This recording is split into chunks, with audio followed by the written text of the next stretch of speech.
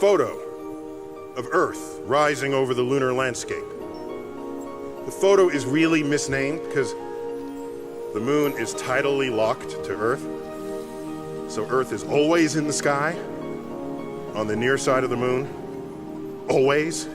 So it only was rising because, in fact, they were figure eighting around the moon and Earth rose up. That photo, we all know it. Earthrise over the moon. There was Earth, seen not as the map maker would have you identify it. No, the countries were not color-coded with boundaries. It was seen as nature intended it to be viewed. Oceans, land, clouds. We went to the moon and we discovered Earth. I claim we discovered Earth for the first time. How does that affect culture? I got a list. You could take apart this list and come up with an explanation that does not directly reference space for everything on this list. You could probably do that. But I take a step back and I look at that list and I say, wait a minute,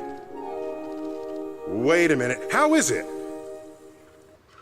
Let's back up to 1962 briefly. Rachel Carson publishes Silent Spring.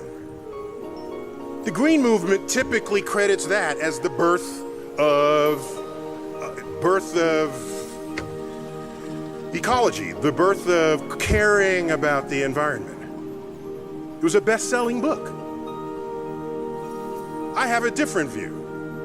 Maybe it planted some seeds, maybe it tilled the landscape, but stuff didn't really start happening until after that photo of Earthrise over the moon was published. 1968, the whole Earth catalog is published.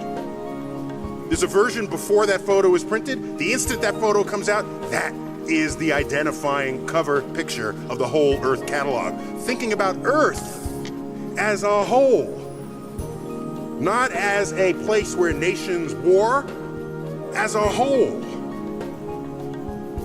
7 months later, 1969, we land on the moon.